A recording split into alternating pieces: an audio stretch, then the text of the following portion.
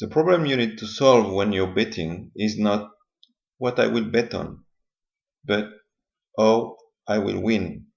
Today, I am giving you 5 tips to be successful with sports betting. The first one is to be methodical. You need to apply the DSA procedure. D is for define, means you need to define a plan. S for stick.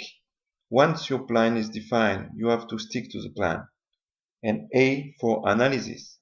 Once you've done a sufficient amount of bets, you need to analyze your performance. If you don't follow this procedure, you won't be successful, it's for sure. The second tip is to understand where the risk comes from. So, the most obvious is the odds. So if you consider the odds, they give you a probability for an outcome to happen. So if we take an example, let's say a tennis match, the bookmaker will give you 2 odds, 4.25 for Silic for this example, and 1.25 for Federer. These odds represent a probability for Silic to win, which is 23%, and 77% for Federer. Once you know that, you know exactly the risk you have by picking one player or the other one. There is also a risk depending on the amount of data you can find on the events. So in this example, betting on Australian Open final, it will be very easy for you to find many articles, many blogs, conversation on social media, analysis about this match, and also about this player because there are 2 top players. But if you bet on a more confidential event, let's say for example if we stay with tennis, a challenger tournament or even a future tournament, it may be very hard to find a lot of data, and this will affect your analysis of the game. Okay, you will have more risk to miss some key elements. And finally, there is a risk with you. How well do you know the sport and the player you are betting on?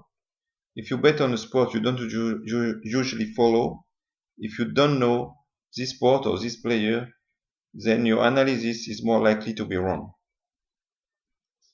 Depending on your strategy, if you bet on a very particular event or very specific combination of odds or player, you may not be able to bet very often. So there will be a greater risk for you not to stick with your strategy because you just won't be able to bet as often as you like. In the same way, if you choose a very risky strategy, your success rate will be very low, and that means your balance may become highly negative. If it becomes highly negative, you may be tempted not to stick with your strategy because you will be in a financial stress. Once you understand all this risk, you can set your own strategy. So basically, it will consist in defining which events you will bet on and which range of odds you will consider as acceptable. There is no bad or good strategy. There is just realistic and non-realistic strategy. Your strategy should allow you to bet sufficiently often and to find the amount of data you need. So it's not better to go for a low risk strategy or higher risk strategy. It's just once you define your strategy robustly, you can be successful. The next step is to define control parameters. Basically, it means defining the number of bets you will make per month, for example. The number, once you've done the number of bets you will make, you can define how much you will bet on each bet, what is the expected return, and what success rate you are trying to achieve. You can check my video called Vlog number 1, on which I explain how I set my own strategy. These control parameters are very important because they will allow you to answer the question, did I stick to my plan? And is my plan feasible and realistic? I encourage you to start small for the 2 or 3 first months in order to build a good database. With this bet database, you will be able to analyze your performance against your control parameter. If you didn't achieve what you expected, you will have a strong database to understand what is wrong. It can be from the selection of the events, from the selection of odds. By fine-tuning your bet selection, you will improve your performance.